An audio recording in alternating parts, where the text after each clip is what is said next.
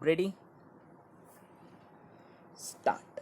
At the time of death of their mother, the children were left in custody of their paternal grandparents with whom their father is staying, and the attempt of the respondent number 1 was to alter that position before the application filed by them is considered by the family court. For this purpose, it was very relevant to consider whether leaving the minor children in custody of their father till the family court decided the matter would be so detrimental to the interest of the minors that their custody should be charged forthwith. The observations that the father is facing a criminal case, that he mostly resides in USA, and that it is alleged that he is having an affair with another lady are in our view not sufficient to come to the conclusion that custody of the minors should be changed immediately. What is important for us to note from these observations is that the court shall determine whether in proceedings relating to interim custody there are sufficient and compelling reasons to persuade the court to change the custody of the minor children with immediate effect. Stability and consistency in the affairs and routines of children is also an important consideration, as was held by the court in another decision cited by the learned counsel for the appellant.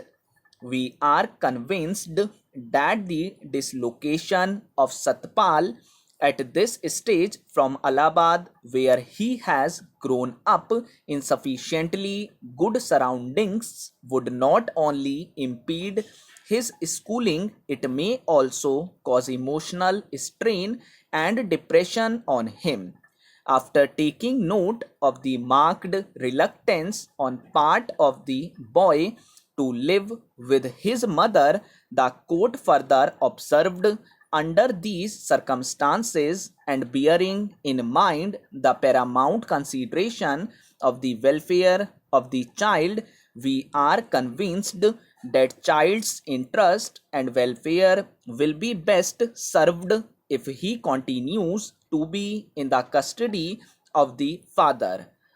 In our opinion, for the present, it is not desirable to disturb the custody of Master Satpal, and therefore the order of the High Court giving his exclusive custody to the father with visitation right to the mother deserves to be maintained. The children have been in the lawful custody of the respondents from October 2007. In the case of Rajpal Singh versus Sumesh Nagpal, it was argued before this court by the counsel that welfare of child should be seen. The learned counsel for the appellant has placed reliance on the case of Mohsin versus Reshma. In this case, the High Court had set aside the order of the civil judge granting the custody of the child to her mother's paternal aunt, while the father was not proven to be unfit. However, the High Court of Rajasthan held that in the light of Section 19, which bars the court from appointing a guardian when the father of the minor is alive and not unfit, the count could not appoint any maternal relative as a guardian, even though the personal law of the minor might give preferential custody in her favor. As is evident, the aforementioned decision concerned appointment of a guardian. No doubt, unless the father is proven to be unfit, the application for guardianship filed by another person cannot be entertained.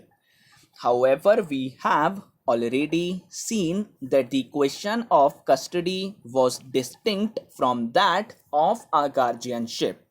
As far as matters of custody are concerned, the court is not bound by the bar envisaged under section 19 of the Act. In our opinion, as far as the question of custody is concerned, in the light of the aforementioned decisions, the personal law governing the minor girl dictates her maternal relatives, especially her maternal aunt, shall be given preference. To the extent that we are concerned with the question of interim custody, we see no reason to override this rule of Momdan law, and hence a prima facie case is found in favor of the respondents.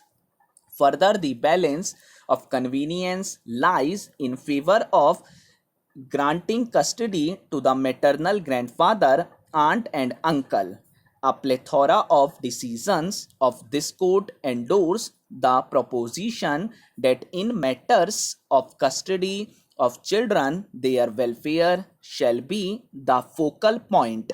Once we shift the focus from the rights of the contesting relatives to the welfare of the minor children, the considerations in determining the question of balance of convenience also differ.